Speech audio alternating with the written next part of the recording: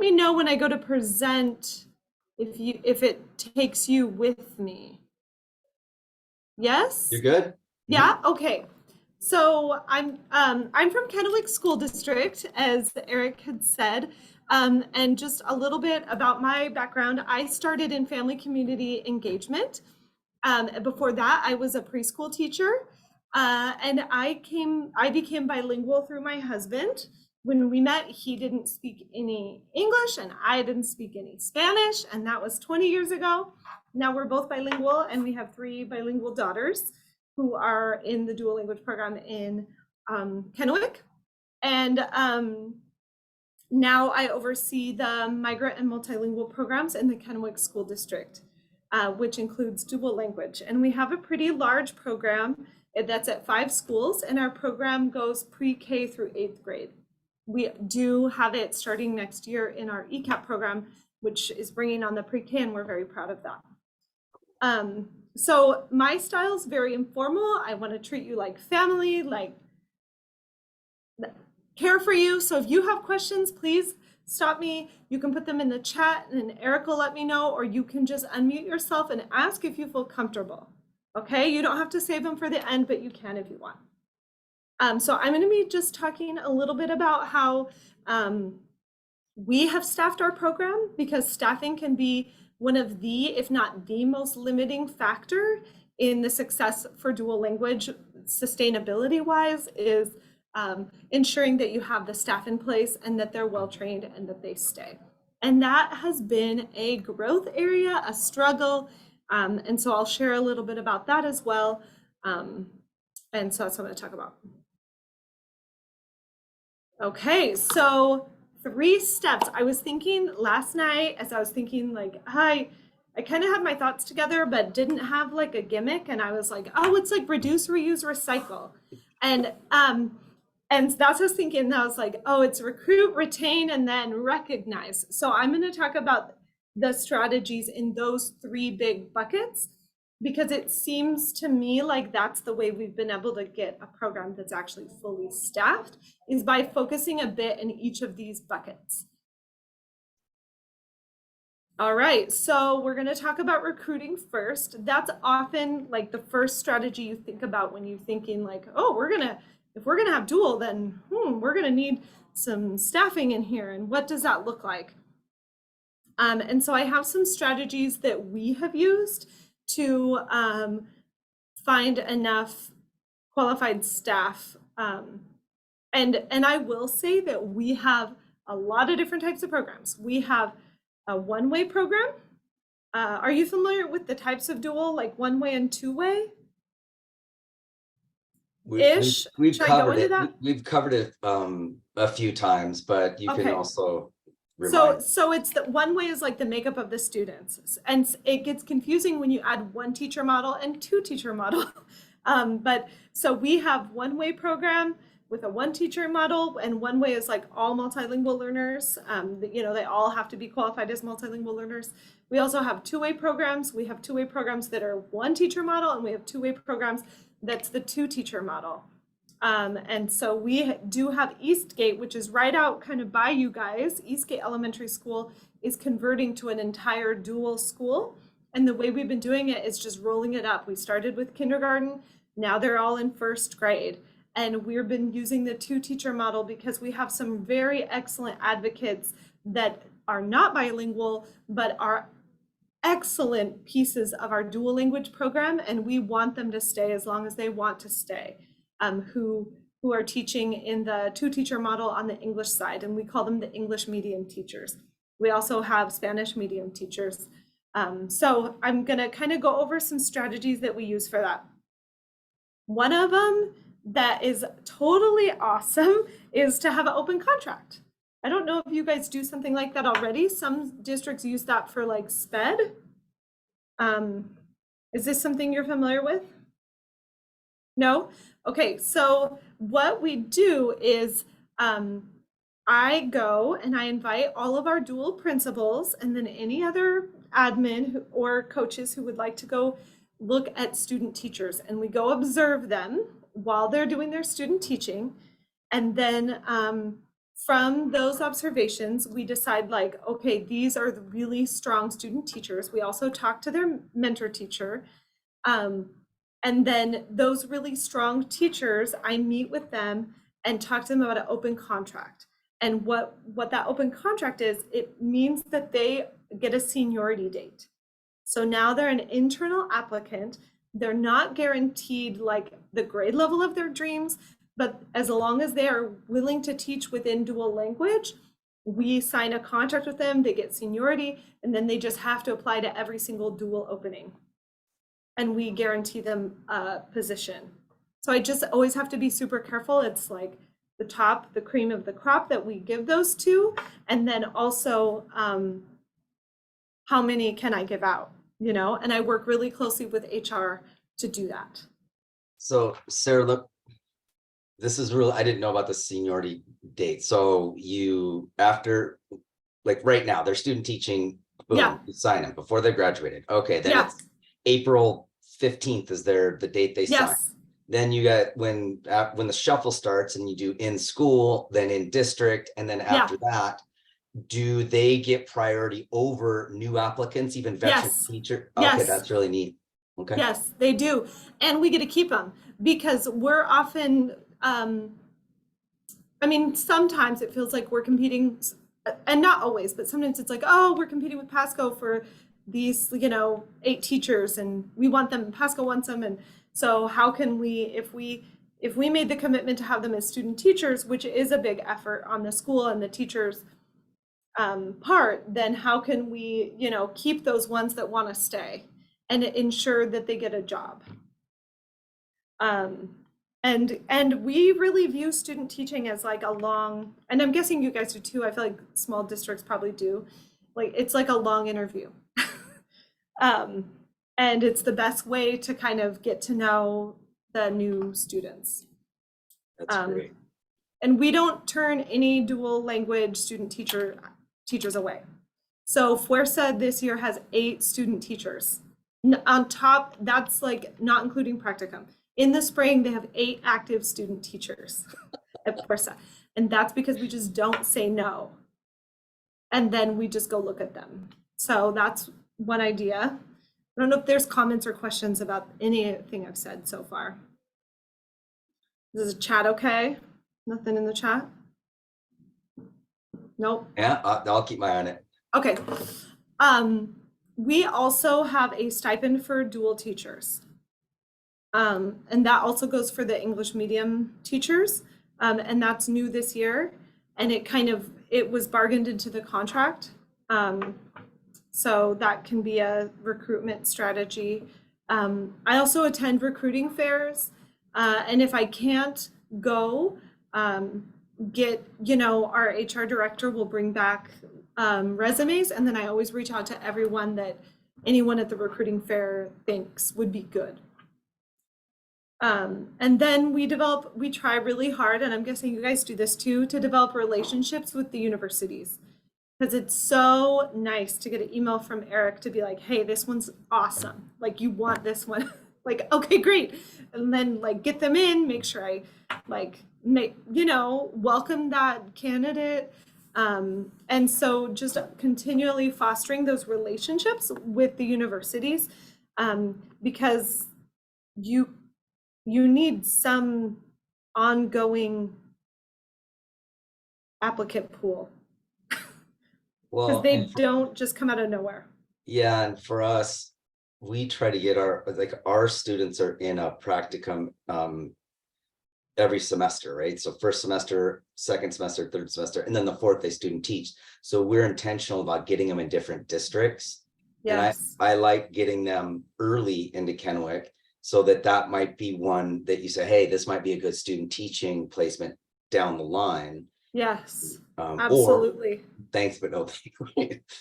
Well, yeah, and I in the past I had thought like, oh, I'll meet with all the practicum teachers because I don't go observe them. I think that's obviously they're not like taking over the class and that kind of thing. But I didn't have any. I'll try it again in the future. I was like, hey, practicum students, want to come meet with me, and we can meet as a whole group and just talk about your experience. But I had no takers.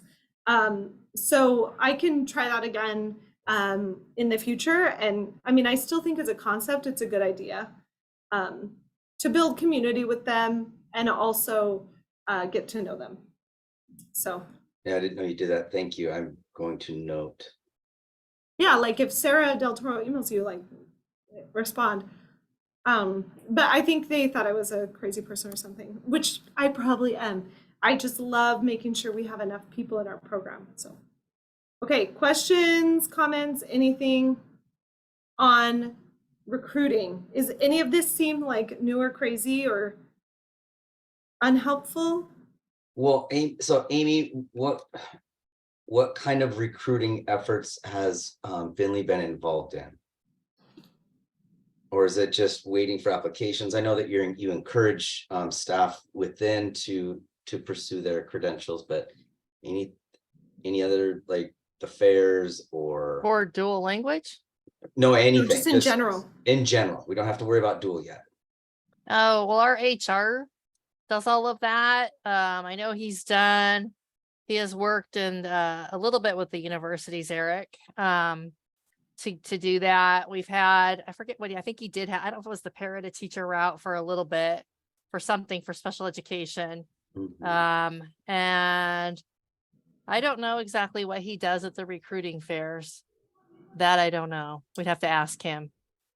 And you know that Amy, that kind of sounds similar to how it had been previously in our district, like HR kind of did it.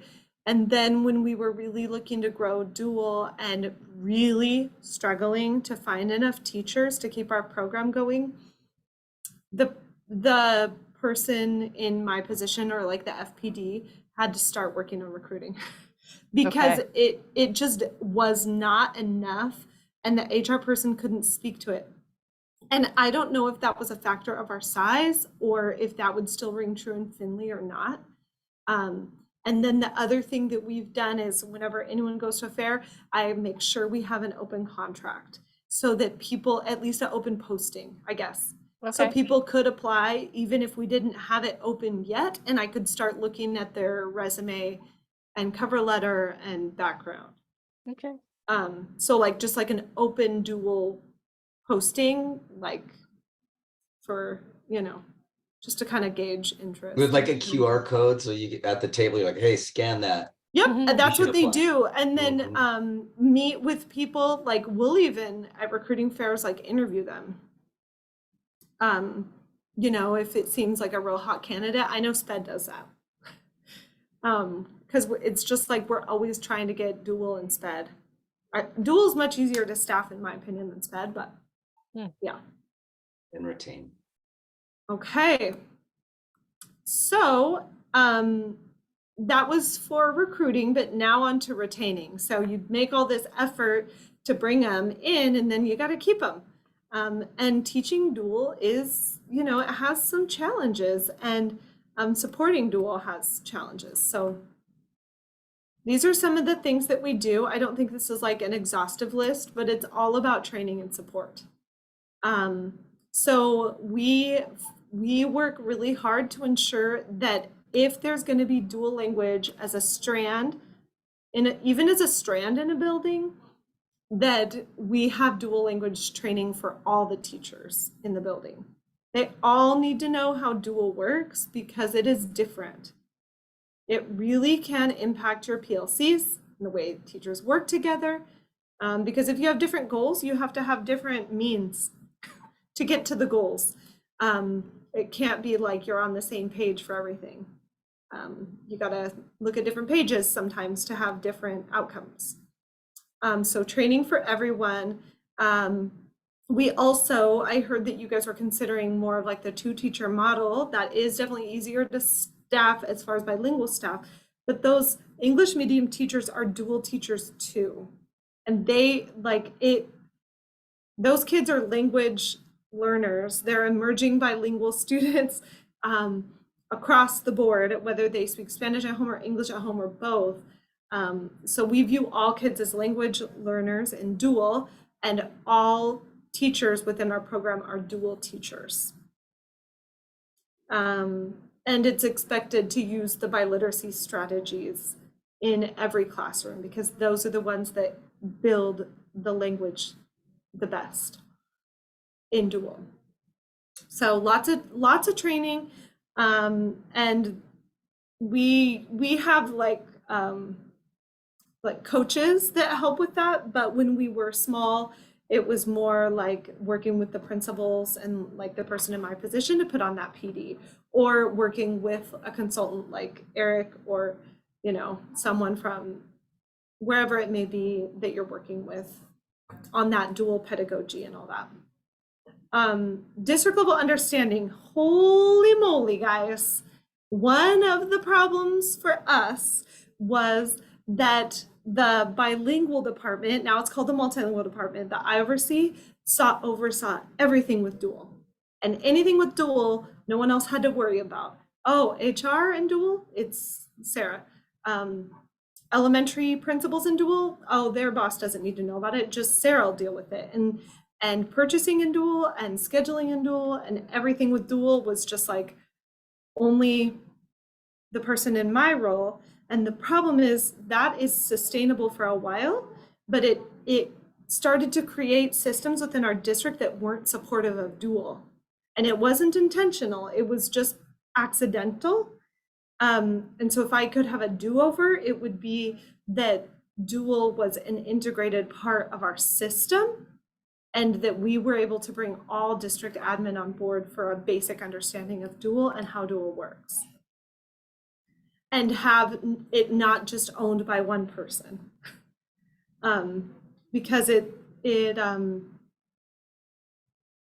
can just cause lots of problems. I mean, I can't even tell you how many times a teacher or a para reaches out to me to get a book, and they should be going to their principal.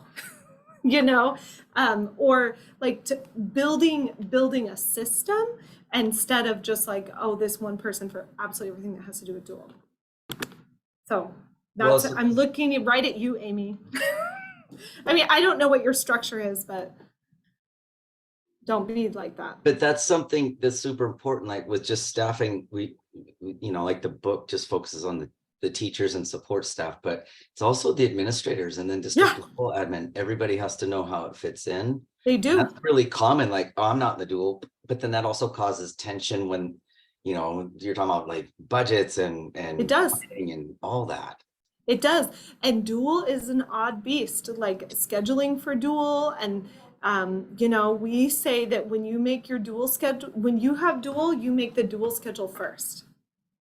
And then you do the gen ed schedule, because you really have to, language adds another layer, and we don't want kids flopping back and forth between languages as much as possible. We want to, keep them in that nice block of language time and think about specials and think about intervention and all of that. And so there's a lot that the district needs to be able to understand, and having it just in one person's brain at the district is a challenge. That's why it's good Dulia's here too, because you're not, that adds another district level person. I'm guessing, Dulia, you work at the district level, so that's great. And then supports for new teachers. So we have like a new teacher mentor program through the BEST grant. I'm guessing you might have something like that too. Okay, I see you nodding, that's great. And so making sure that that person understands dual as well, because it is so different, and it comes with challenges that are just different than teaching English only. And it's amazing, and it's worth it to work through the challenges. But I would just say, make sure that that person is brought on board and understands dual pedagogy and biliteracy instruction and the goals, and how, if the goals are different, the way you get there has to be different as well.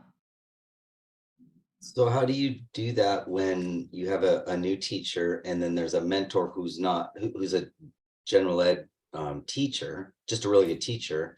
Yeah.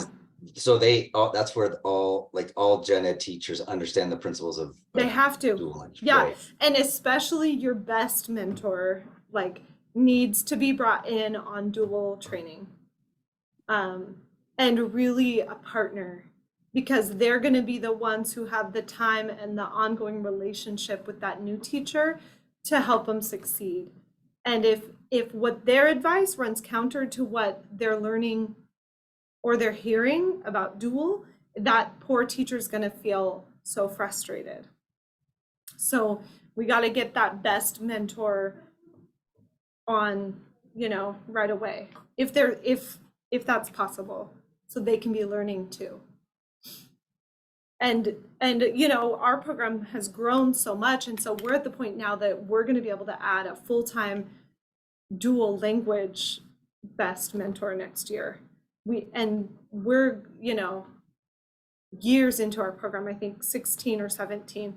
So I mean, it's been years, but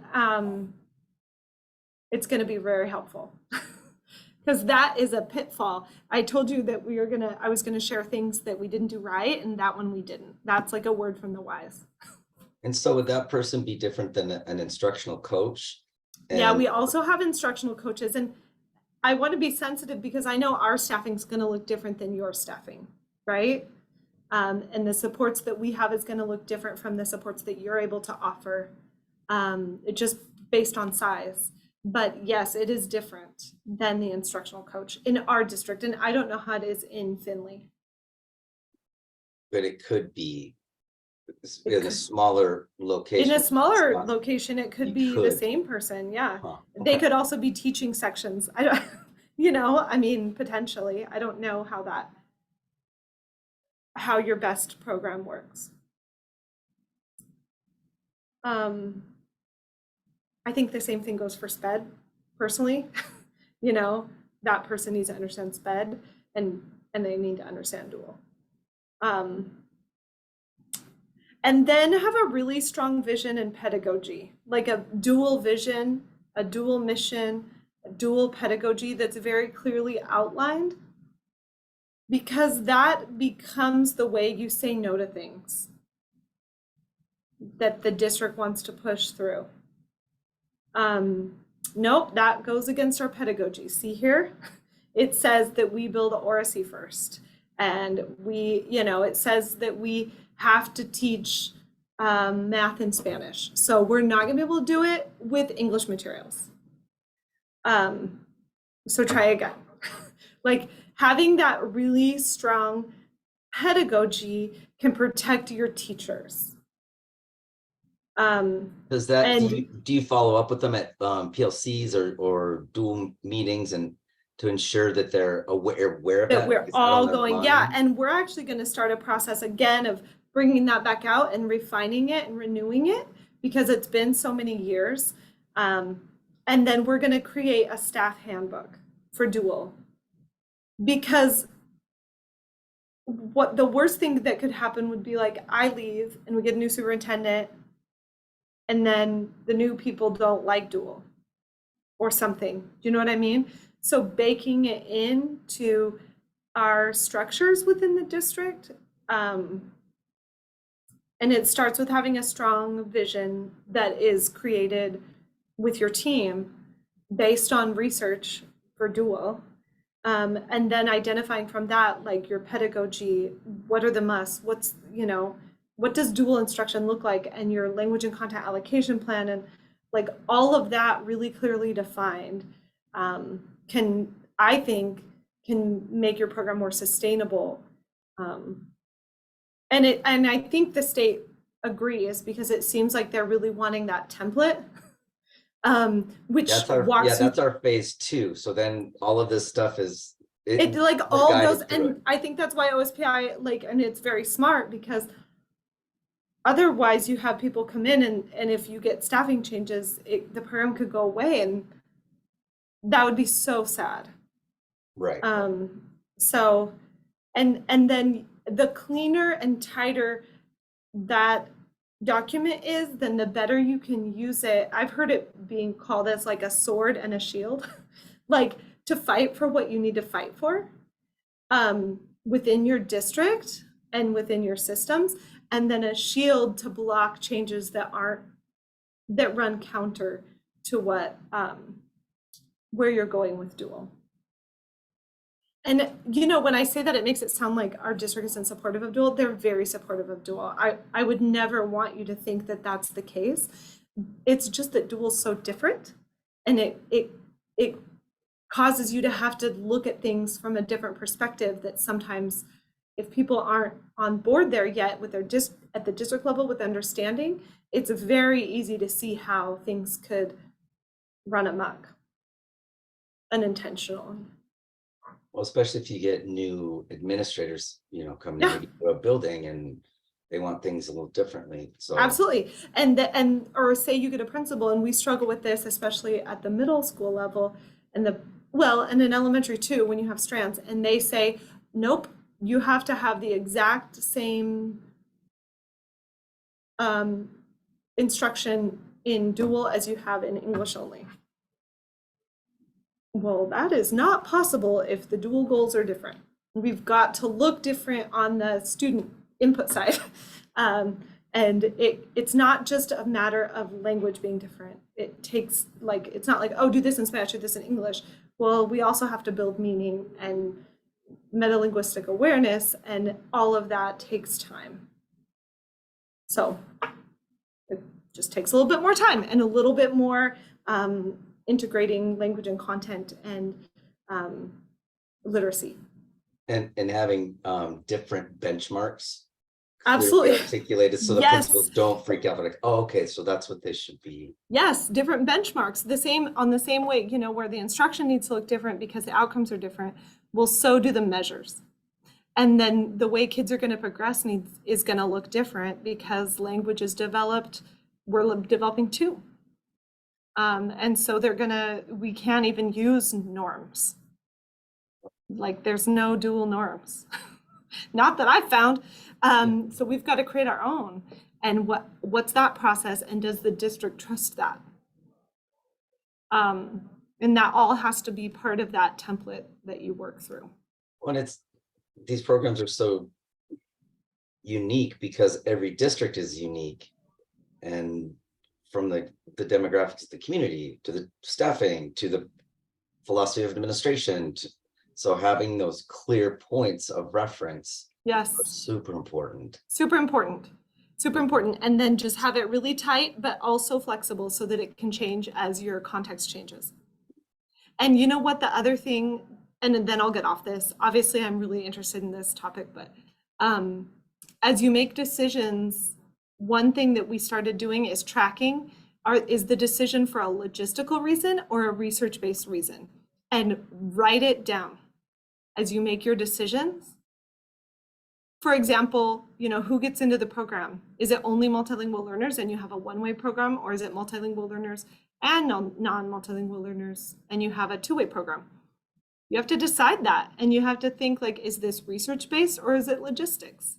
And then if it's a logistical decision, as the logistics and the context changes, well, then you can change your program to match your logistics and your context. If it's a research-based decision, you wouldn't change it until research changes, right? And then that really helps you hold your ground. So I think that has been a really nice, like, we chose in pre-K, we're going to have a one-way program, and it's logistical. We've only got one classroom and we want to get the most we can out of it. And so we're going to fill it with MLs because we want them to have that experience, and we don't want to save half the slots for non-MLs. But as our logistics changes and we have bigger program in our ECAP, we can change it to a two-way because it's a logistical decision. Whereas, you know, research is telling us that dual is the best program for MLs, and so we try to always put them in there. That won't change until the research changes. I'm hoping it will continue that way. I'm sure it will. Okay. Now we're going to talk about recognizing, and this was a stretch. So recognizing, I'm taking it because I wanted an R, okay, to go with my reduce, reuse, recycle idea. So we have recruit, we have retain, and we have recognize. And recognize is this idea of growing your own and identifying, and it sounds like you guys are doing this already, as I see Julia and Do your names rhyme? Yes. I was like, that sounds like I'm making a joke, but I'm not. Julia and Julia. Yeah. Yes, please. You know, you guys started as paras and have been identified as assets. Maybe, I don't know, Amy, maybe you started as something else and then have grown into your role. So that's what I'm talking about with this, is recognizing your students, recognizing your staff for what they bring and turning them into what you need. So we base ours in recruiting Washington teachers. And we did a grant, the Bilingual Educator Initiative grant, and I have it linked in here if you're not familiar with it. Are you familiar with recruiting Washington teachers? A little bit, Amy? Okay. So with our CTE program, we have a class called Teaching Academy. I don't know if you have one of those courses. Not yet. Okay. So it's, you know, it's our way to promote our field. We're promoting the field of teaching. We have a Teaching Academy class, and that's in the high school, and it's generally juniors or seniors. And they can take it for 1 or 2 years, and it will fulfill their CTE pathway, you know, if they take that and combine it with like one other course. And we applied for the Bilingual Educator Initiative grant, and it's a grant through PESB. It was a very easy process and a lot of support, and they have an amazing curriculum that's already made and free. It was really good, and so we were able to grow that, and now we have it at every high school, and we have good numbers now in those classes. And so we try to have that be an option for high schoolers, like our dual students who get to high school. Like, you can do this, and this will, you know, help you be able to continue to grow your Spanish, but then also, you know, try out and see if you're interested in education. It's a pretty cool field. And we've been working with Eric on that a little bit. I mean, he's much further along in Pasco, I know. But you also have, there are resources available. Like, we have a full-time position, and the staff position is to not only manage the grants that we have, but she's out and she's setting up plans for the students in the high school. And like, are you talking about Danica? Yeah, she's Yeah. an academic advisor. She gets them all the way through. Like, once they graduate, then it's like, you know, which pathway can you take at the community college or right to WSU? And then there's employment opportunities as paras, and it's really sophisticated. That was actually initiated by Doug Christensen, I believe. Yeah. He was at HR or some district position where his daughter was in that teaching academy.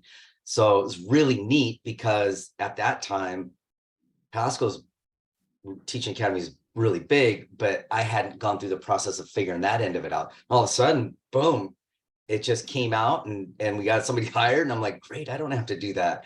And I can worry about, you know, connections and everything. So and Amy, I've mentioned this to you multiple times, that I see that as the future of growing dual language teachers, because it's within your community, it's in your high school. They can do practicus, the support we have, like, boom, take this class, this class, and we follow them all the way through. And it's just super exciting. We're actually going to apply for another grant to expand it to more districts. Yeah, because right now, and it's called the Teaching Bridge, and it's just for Kennewick, but I think next year, hopefully it'll be able to expand. We're piloting it, but we get to have our first teacher signing day. And so some of our Teaching Academy students are signing, you know, like they do for like athletes do. They're going to be signing, like saying they want to go to WSU Tri-Cities and become a teacher. And it's going to be a really big deal here at the district in our boardroom. And we have, I can't remember, like 18 students or something. I mean, it's going to be so good. And so we're really excited about that. So that's with our Recruiting Washington Teachers and Bilingual Educator Initiative. And that link right there, Amy, Eric has my slides and he'll put them in the Padlet. It's a live link, so you can get to it. The other thing that we're working on, and it's a growth, it's work in progress, is having a strong world language program in the high school. Our dual program is, as I said when I began, is only pre-K through 8, and then they continue into our world language program. And so what does that look like, and how do we continue teaching Spanish so that it doesn't have that world language feel, it has like using Language Spanish arts. to learn feel. So we're working on growing that. So you might like that. What's his name? Oscar? Sí, Oscar. Sí, mi amigo. We got to have a good program there. The other thing that we're trying to add is a CTE course to be like a bilingual interpreter or translator. And then that could be the second course in the CTE pathway for graduation. They could take the teaching academy and then the interpreter translator course. And so have our district level interpreter teach that.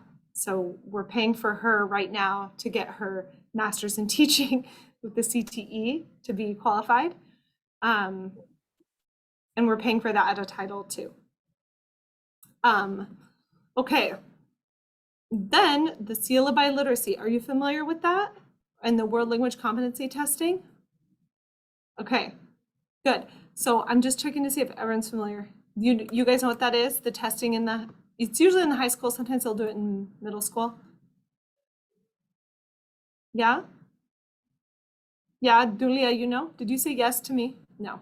Okay. I'm just looking at your faces and I can't tell. So it is just an opportunity for kids to use their bilingual superpower and get credit. And then also the seal of biliteracy. And then we just are changing right now our application process, because when you have dual, well, and you have to do it too if you have bilingual paras or bilingual secretaries, you have to have a way to see if they're bilingual. I mean, you can't just because they write it on their resume, obviously be like, great, go teach kinder, you know, you got it, man. We have to like gauge their level of proficiency. And so we have had always this like home cooked up test, which has actually been pretty good. It's pretty rigorous. But it's not normed. I mean, we made it up, you know, and it takes some of my staff time. So we are now going to be using STAMP, which is one of the tests that you can use for world language competency testing or seal by literacy. And they have like the HR side of test. And in order for it to not be a barrier, I'm using Title II to pay for the test fee. It's like $75 per applicant to take the test. It takes about 2 to 4 hours for them to test, but STAMP will even proctor it, so my staff doesn't have to do anything. And then we get the results, and then I'm going to be working with HR to set the thresholds, like what threshold do secretaries need to have to be bilingual, considered bilingual, what threshold do paras, and then what threshold do dual teachers. And I'm looking at Oscar's face, it's going to be normed with ACTFL, which would be like the test that you probably had to take. And it is already normed. Yeah, we have been using the STAMP test for, I don't know, the past 40 years or so. For students or for applicants? It's only for students. Okay, so you guys are familiar with it. And do you use it in your Spanish class, Oscar? I do. I have a class with native speakers, and at the end of the class is kind of to get them ready and prepared for that test, and then they take the test at the end of the year. That's excellent. That's excellent. So very similar in our district. We use STAMP for Spanish 4. Mhm. And then the teachers want to start using it for Spanish 3 as well. And then any student can sign up for it, and we pay for that out of basic ed, all of those STAMP test fees. But now we're starting to use it for applicants too. Oh, nice. Yeah, it's pretty cool. Same test, guys. It's the same test that the kids take. And they have norm equivalents so that you can see what is like ACTFL norm. Questions on that? It's just all about those processes and systems and structures at the district to make a machine to keep it going, because otherwise it's if you don't have a kind of a machine and process, it becomes really laborious. I tried to think of all the things that like I wish I knew so that it didn't become an emergency, you know, like testing their Spanish level. And then we also partner with the Grow Your Own. You know, we have a lot of really awesome paras that become teachers and go through that Grow Your Own. The alternate pathway. route program. Yeah, Mhm. yeah. So just continuing to like spread that knowledge and get people, you know, inspired to become teachers. We have secretaries who become teachers, other, you know, Librarian. positions. Yep. Mm. Yep. So, and that's all I have. I have my contact info. And, you know, if you guys have any questions or comments or, you know, whatever you want to share. So I appreciate the way that you focused on that at the end with the language proficiency testing, which ACTFL has its issues, right? Yes, it does. The old Kennewick, test, you could probably find holes in that. But the idea is that just because somebody speaks Spanish doesn't mean that they can be a good teacher. Just because somebody speaks English doesn't mean they can be a good teacher. And so there are certain measures you need to take to, one, make sure that the Spanish is at a level where they're not jumbled through it or scared of it. It's a natural process for them.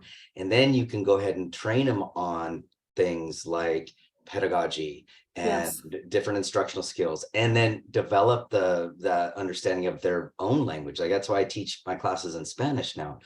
Just the other way is like maybe they didn't pass the written part of it, and then when you look at what they were doing, it's like, oh, that's easy to clean up, versus somebody who can conjugate verbs really well, but they don't have the capacity for instructional pedagogical use, so it's really intricate.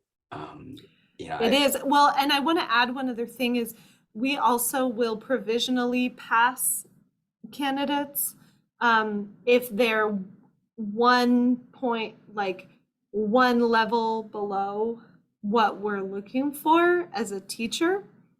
Well, like right now, our current test, they have to get a 4 out of a 1 through 5 rubric. But if they get a 3, they can provisionally become a dual teacher.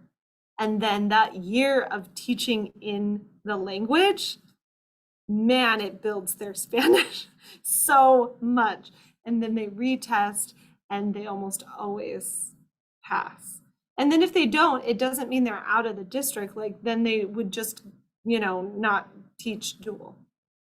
And focus on whatever aspect they need to develop. Absolutely. And focus on whatever they need to develop.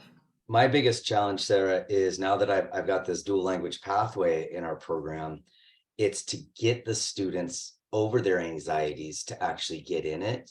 And so right now I'm sending out emails to all the new students we accepted into the program saying, hey, this isn't a world language class. Like I used to be a world language teacher, so I know the difference. This is to get you used to those academic registers in oracy and literacy, to talk about, I'm not going to take off points for grammar, but it also gives me a full year to see what components they need support in. And then the third class they take, we do focus in on the writing. And by that time, the theory is they'll be beyond the, oh my God, I can't speak Spanish, where yeah, you do. We can take what you learned in your dialect and now shape it around what a school classroom-based setting would be. But you'd be surprised. There'll be students that I look at them, I'm like, why didn't you get in this pathway?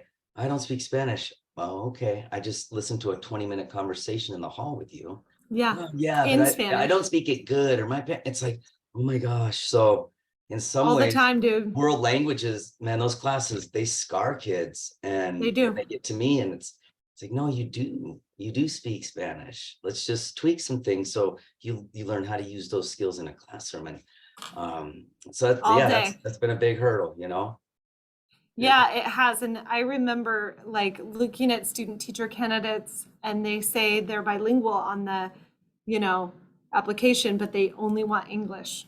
And then I like work with the university, work with the candidate, and they're like, I just don't feel comfortable with my Spanish all the time, you know?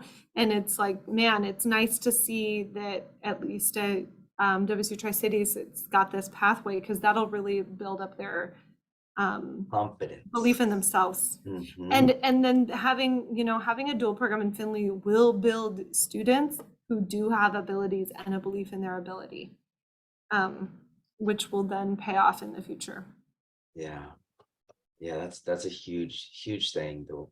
We for me, when I see staffing, I see it in these waves, right? What you currently have at your school, what you want to have at your school, and then what's growing in the garden out back, right? You have to focus on that, the future, really heavily because it's a matter of attrition. And Mhm. even teachers that, you know, they're hired in the programs, their lives change. They, you know, so it's constantly replacing and recruiting and growing. I'm personally trying to figure out a way to connect that teaching academy into the middle school. We're supposed to, but it hasn't been very robust. But I want a more formal way to do it. And that's, you know, Sarah, I can work with you on that. I've got some Yeah, ideas. that'd be amazing. Get them thinking about it, and then get those middle school kids doing mini lessons with elementary kids who are now thinking about teaching. And it's just, you know, you start from kinder on, get them exposed to teaching as a profession, not, oh, you're my teacher and I'm a student. And that's the problem. We don't tap kids for education. We tap them for being a doctor or lawyer or whatever. Yeah, Business we person. don't promote our own craft Right. usually. So we're working to change that. And anyways, Little by little. did you guys have any questions or anything or comments? Okay, well, thank you so much for the invite, and I hope it was at least somewhat helpful. And I'm just really excited to see moving forward, you know, what you guys end up deciding and what it looks like and how we can support you. We're always happy to host if you want to do a learning walk or some kind of tour of our program. I think Eastgate would be the best school for you to look at because that's going to look most like what you're looking to implement. So if you're interested in that, you can reach out to me or have Eric reach out and we can set something up, you know, just for you guys if you want. So Sarah, we're happy to help. that's fantastic. Yeah, and as always, it's great to partner with you. And Yeah, I like the likewise. honesty and the showing all the problems versus trying to show off, right? It's the problems are where you build a strong program. They are, and I Yeah. think it's only fair for you to see like where we've made mistakes. We're still dealing with them. So don't make those ones, make new ones. And then tell me how those ones. Love it. Yes. Yeah. Thank you. Okay. All Well, right, Sarah. thank you. Everybody else, hold Cuídense. on. Hold on. We'll wrap up Okay. here. See you, nomás, I'm leaving. Okay. Okay. Adios. Gracias. Bye. Yeah, Sarah, as you can tell, she's absolutely wonderful. She used to be the head of the family and community engagement wing of Kennewick. So we've done a lot of collaborating in that capacity. So when she stepped into this role, it's just been super smooth because we work well together. Okay, I put together some other points for us to consider. I mean, she covered all the information in the reading, probably without even knowing it, but there are some really distinct categories that I'd like to just look at and start thinking about how it applies to Finley. Okay. All in about 20 minutes. Well, it shouldn't be bad. Screen. Okay. This time, are you seeing the slides or my baby girl? The slides, okay. I had to start off the test prep with showing my makeup and bubble braids skills on Saturday. So Janae's getting a lot of exposure to my kid. Okay, so that was Sarah. And so they have their main school, Fuerza Elementary, is their two-way. And it's about 600 students, I don't know, 550, 600, but it's got 30 classrooms. The whole school is dual language, the staff, I mean, everything, paras, teachers. So that's unique in the state of Washington. It was the first entire dual school. Before that, they had it split into 2 different elementaries, and with 2 classes, 2 out of 4 classes each grade level. So it's really neat to see that one. That's like a model school that you would aspire to get to eventually, and for a bigger district, right? So the school she mentioned, Eastgate, isn't. It has a track in it, and like she said, it's a it's a one-way program, but I want to see if they're doing one way with the 50-50 model. That significantly shifts how you can staff it with teachers. But anyways, I didn't know if she was going to get into the 50-50, but she mentioned that the English and the Spanish medium teachers are both dual language teachers, right? So what my goal would be to have, if you have 3 grades per elementary level, like even the general ed, the mainstream English medium classroom, that everybody's on board with dual language, because there might be movement in between. We don't know. And so that's where everybody's on board, okay, and understanding the processes. The chapter is really slick, super brief, and it focuses on not only quality, but how to recruit and also PD. So these are some of the ideas I had about distilling all that information down when we come back to review it. So you want to think about quality in terms of like, okay, what kind of training have they had? Do they have credentials? Their background with multilingual students and communities. So there's a lot going on with just their training and when they're coming into us. That's why it's cool to have folks from within, because you know a lot of that implicitly. But we don't need superstar, all pro dual language teacher to recruit those folks. We can develop that on our own, depending on and working on viewing their background in terms of what the potential is. The language proficiency thing is a big deal. So, and again, just because somebody says they speak Spanish doesn't mean even if they do speak Spanish, doesn't mean they're going to be a good teacher. Okay, it's just, I try to make people think of, like, you wouldn't just hire anybody that speaks English to be a teacher. Like, it's the training they've had. It's the way that you can, if they are a Spanish speaker and they do have potential to be a good teacher, or maybe they're experienced, they've just never taught in Spanish, then looking at, okay, can you use Spanish in a classroom setting? Can you use Spanish orally, and like oracy and literacy for 2nd grade math, 2nd grade science, 2nd grade social studies? Those are the things that we would need to refine. And it's not that you can't train them, you can, but they need to be comfortable in doing that. Students you'll get English speaking students who are like that, they get 5s on their AP exam in high school, and they straight A's, and they were the best Spanish student and they were president of the Spanish club, and and so they'll say that they're bilingual, then they'll come in and take like the class that I teach, and they buckle because it's not conjugating verbs. It's teaching. You're just doing it. And so even those folks, I work on pathways for them to develop their teaching skills, but those folks would be great in the English half too. So the more language understanding you have from the English medium teacher, so that teacher's never going to teach in Spanish, but if the teacher understands, processes of bilingualism and language acquisition and all of that, then the bridging aspect of making connections between the languages is easier. So Sarah, I wrote it down, I forgot to ask her, like, they're expecting both the English medium and the Spanish medium teacher, when there's a 2-teacher model, they have to know the bridging. It's like, okay, if somebody doesn't know any Spanish, or they took, their 2 years in community college, they're going to need extra support so that they understand what's being bridged and how to do it, and be sensitive to the students. So all of that on top of instructional methods, right? And curriculum and assessment and standards and the things that teachers, that's the job. But there's that extra layer of understanding language and language acquisition and meta-linguistic connections. But then the one I really appreciate, and they even point out in the book, is like, well, that teacher also has to be a good colleague and know how to engage community members and family members, and be excited about teaching. So there's a lot that goes into the word quality beyond just, are they really good at Spanish?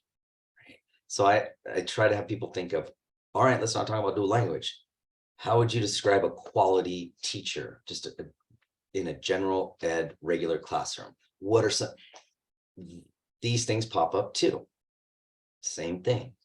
Okay, now we enter in language and understanding of language. That's the point that we'll be looking at when we're talking about developing teachers. You know, even the folks that we have already in Findlay, that we can start working on that stuff right away. And I'm kind of skipping through. I don't want to run out of time, but any questions about the notion of quality or what you would be looking for?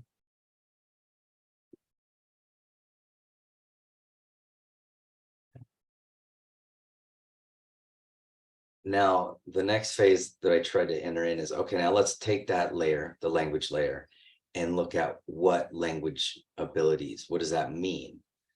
So like, I speak English, but I couldn't jump into a, I don't know, nuclear physics graduate level class and teach that. I don't, not only do I not have the background in that, but how to describe that, right? And how to write out all the formulas. And so that when I refer to academic registers, that's what I'm saying. It's okay, what are the oral and written skills that you need in a classroom setting to build content knowledge, right? To build comprehension linguistically, and then interpersonally, that's a huge aspect. And that I liked in the book where the references they had, the citations they had, pointing out these kind of things. One of the citation, as he's in a lot of them, I went to school with him, but he's solid. And he if we need resources on that kind of aspect, there are a lot of publications out there, okay, on how to research out there and how that looks. How do you beef up a teacher's ability to do all that in two languages? Then, like, how much learning have they done at different levels? Have they, elementary is different than mid, than high school. That's a big deal. And the content within those, what kind of experiences have they had with working with families, with whoever? Now they also mentioned like the importance of having staff who are trained in dual language so that they know the expectations of working with community members.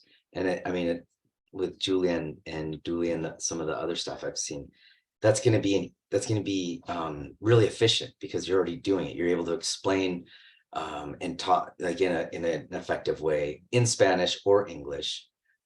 But then when we do the dual language models, they might have a question about something in there. So just even providing the support staff with those fundamentals to be able to describe it to parents who call is super important. So any ideas or questions about language requirements and the view of language in that chapter?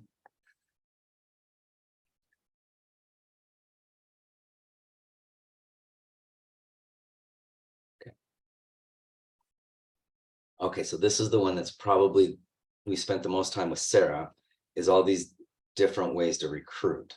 So the preferred way is to recruit within the district when you have that expertise, because you have folks that are already, like Findlay has a lot of folks that are Findlay teachers. They're community members, they have kids there. So there's that really tight connection to the school and the community. There are also ways where you have in-district teachers who just need a little support, maybe on those academic registers, where you can start giving or getting credentials, teaching credentials. You know, you start developing them looking for the future. Okay, so in 3 years or 5 years or 10 years, here's our multiple resources that we're going to have.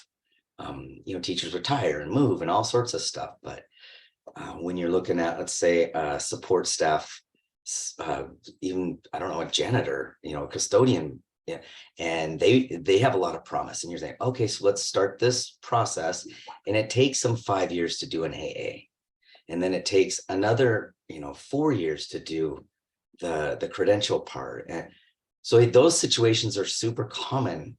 And that actually is a barrier to a lot of potentially really good resources, good assets, as Sarah was calling it. Because like, oh man, it's gonna take so long, you're gonna have a job. Cool, do 1 class a night or 1 class a quarter. Oh, now you can do 2 classes, and you just help them chip away at it. And while they might have the long road, you have shorter paths. And then as teachers, the attrition starts and you replace, and hopefully you get continuity. And so that's the way I see it, is this continuum of recruitment, where not just the fairs, not just getting the ones that are coming out of school. Start with your own assets. That's like the grow your own.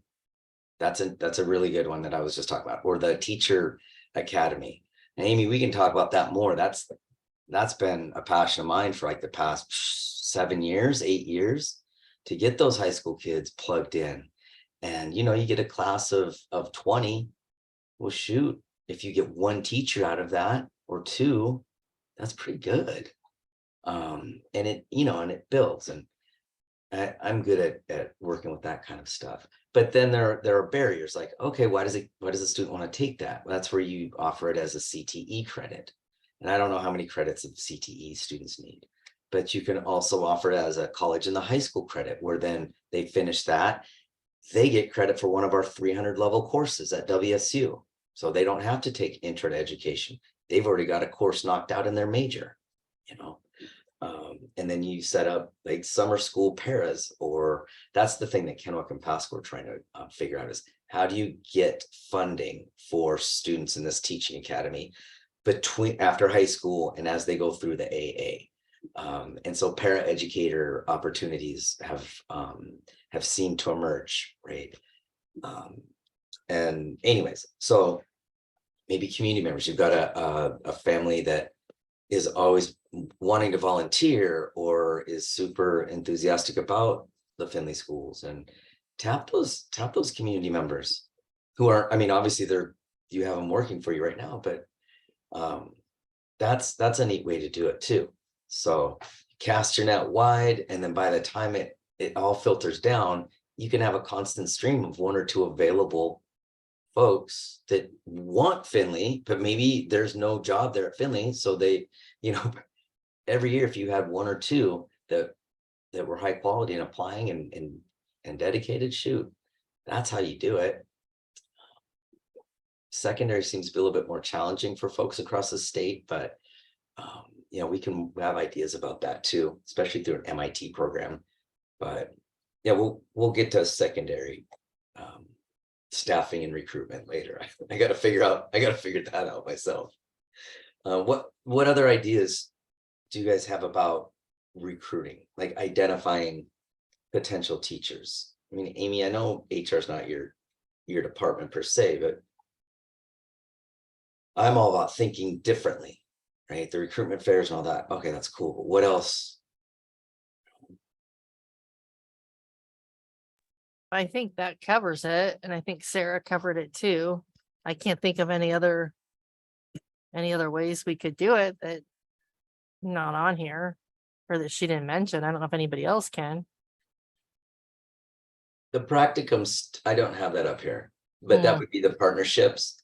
So I'm going to try to start this ball rolling in the fall, see if I can get a student out there. But the more we can get out to Findlay, the more exposure you have. So I don't think it's necessarily, you know, all salary disparity. I don't know how much exposure our students have to Findlay. And so I don't know if that district's on their mind. Right. But if I can start getting practicum students out there, even for the ones that are like 3 hours a week, or just get them familiar. And, I can work with you on identifying a really good role model, mentor, teacher that is going to get that student excited about, teaching as a practice, but also, communicating how cool of a situation Findlay can be. So, but that just takes, it just takes you to identify a teacher that'd be cool, and us to try to find some students that'd like to be out there, and we can get that going. And then, like you saw Sarah, shoot, she's the coolest person to sit down with ever, and she's working hard, and she sends out all these emails and tries to get these candidates in, and they're 20 years old. So when the director of multilingual education sends an email, they don't even have the wherewithal to respond. That I wrote that down. I'm gonna get in some back pockets on that one if it's any of my students. But that could be you and the other district level and building level people, and engage the students when they come there, make them feel welcome and excited and important.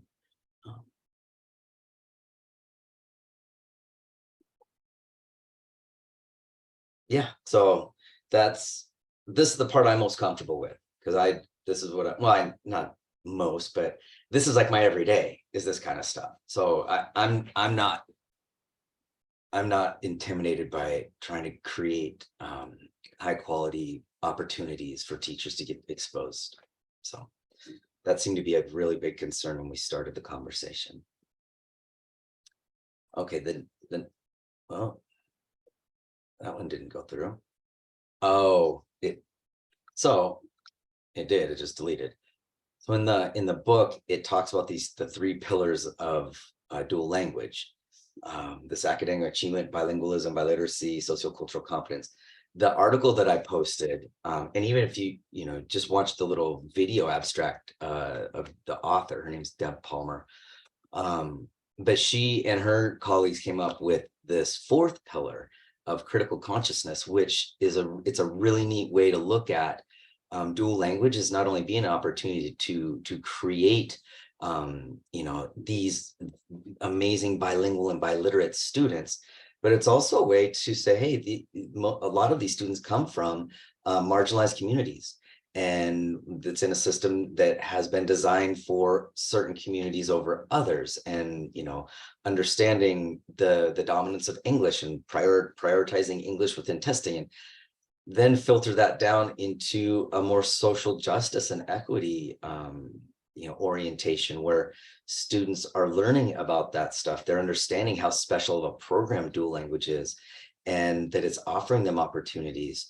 and to really change processes of marginalization. And she, like Deb Palmer's initial research was in Austin, Texas, at their huge district dual language program, and she has a ton of research out there about, even within a dual language program, English was being prioritized in the spots where English and Spanish were seen as equal and equitable.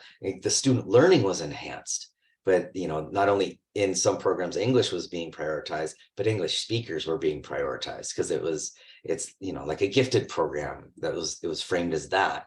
So yeah, that article is super powerful, and that comes with professional development opportunities that I'll provide, and showing how that looks in a kindergarten level and 1st grade level, but having high expectations, and not just saying, oh yeah, well, this multilingual student is doing great, even though that student's behind all the English speaking students. But if he were in all of his peers that aren't in the dual language part, do you even below him? And it's like, no, we want everybody to be the top, right? Or at least achieve as high as they can. And so that's going to be a real fundamental principle moving forward when we do this framework, is looking at supporting students academically, linguistically, but also socially in that type of framework. So if you haven't had a chance to read it, I highly recommend it. It's great. It's a great article. We even had it, the OSPI used it at one of our dual language steering committees when it first came out. And so hopefully this is becoming more of a mainstream approach across the state as these programs proliferate. Anybody that had a chance to look at it or skim through it, did any questions or reflections about it?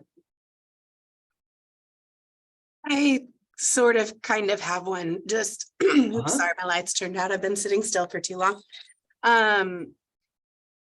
One sort of concern / question that I have with it is like, I feel like we've been doing pretty well as far as getting PD for our district on language acquisition and what goes into it. Like Amy's been since I've been here, this is my 5th year here, she's been very on top of trying to get that started in our district. And what I see a lot, because I'm sitting through the PDs or assisting with the PDs in my previous role, is like people show up to it and they'll attend the PD and they will do the thing while we are there. And then it just immediately drops because they don't really have that belief that it's important. Mm-hmm. And I feel like it's not just a matter of like staff, getting more staff, but it is really a lot going to be work getting our existing staff to really not just like look at the research and understand it, but really embrace these sociocultural aspects that are behind it. And understand why it is that some things develop slower when you're learning them in other languages. And I feel like even though they've gotten, like we've gotten PD around that, they aren't really internalizing it. And I feel like until that's sort of internalized and social, emotional, and sociocultural competence isn't like a politicized term, that we're going to continue to have some issues around that. That is my worry from what I have seen in my time here. Yeah, well, there are different types of pushback or apathy or whatever you want to call it, right? Mhm. There's direct pushback, like, I don't believe that, I'm not doing that type Yeah. of thing.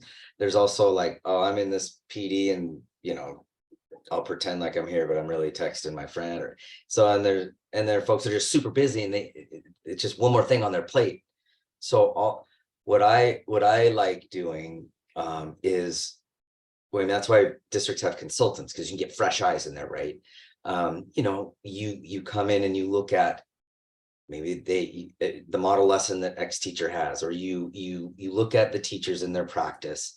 And then part of the individual debriefing is you highlight areas that they did really well and highlight areas that are great. And these are ways you can be enhanced within that conversation. You can tactfully highlight ways that they might not be thinking about language acquisition or critical consciousness, or instead of it being an evaluation, it's like, no, sign here. That means that you understand you're not doing that. And I don't like that part. I'm pretty good at taking whatever somebody does, and even if they think they're doing it, and extending it a little bit, right? Not making them do something, but bridging their understanding of, hey, let's try this and see how that works. So Amy's in the big endorsement program I'm doing, and when they had to do home visits and then partner with students and apply it in a classroom, and that freaks teachers out, right? But that's a social justice strand right there, and doing things that nobody's doing and nobody's thinking about. But I try not to, come down and pontificate. This is the way it is. It's like, no, have them go through experiences and have them see what it's like. And, so it's rewarding when you can walk people through that process.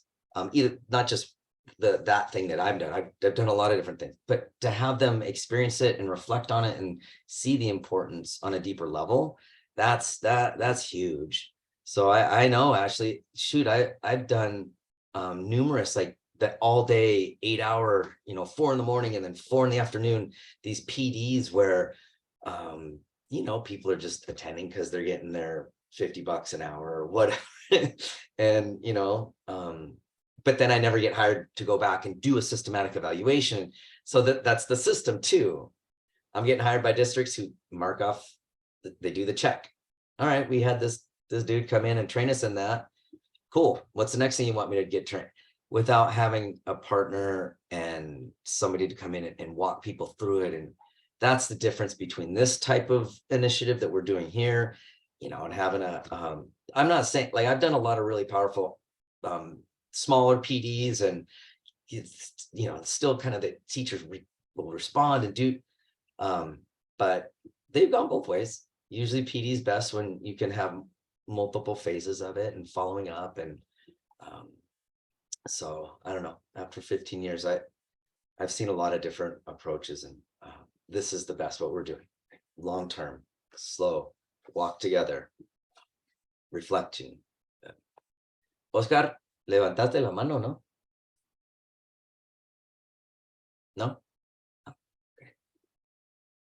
Okay, so, and then at the end of the book, they have their rubric for evaluating effectiveness and of the staffing. That's great. We can walk through that and pick out hey, this is the gold standard of all that stuff. But it's a long process to get from kindergarten all the way into the secondary. It's a long process just to get to kindergarten. And so throughout that, I think, benefit is my understanding of that recruiting and development, and making it so we have a consistent pipeline, right, of interest, of high quality teachers, of supporting teachers. We don't want them to leave, and then trying to get that mapped across all 3 classes. So I don't know, that's why I had Sarah come in, because she and I have done so much of this stuff together, and we're really creative about different things. And I'm excited to get to that point where we're actually doing the map of, okay, here's what we're going to do. But you can also start thinking, for support staff, like, yeah, it's not that it is hard to get teaching credentials. I'm not saying it's not hard, but it's not insurmountable, and you don't have to do it in the same way as everybody else. And there are different programs and all of that. I mean, this isn't a WSU consultation, but I do, that's what I do for a living. And so I know all the different programs that we can, and resources and connections to CVC, and, so I'm excited to get that ball rolling, and get folks who are even thinking about it now. Here, let's get on it, right? Don't worry if it's going to take you 10 years, boom, you're still gonna be 10 years older. So that's the way I look at it, or 5 years or whatever. And yeah. Anyways, so we're almost out of time, but I just get excited about this topic. I just want to make sure that if you have any reflections or questions, remember, have that comment box on our page that you can always go in and jot something down. That gives me room to think. And then I'll put this video up. So for your colleagues, in your office space that didn't attend, who normally do, have them go and watch the recap. And I'll post this PowerPoint too for your reference. Okay. All right. Thank you. Thank you.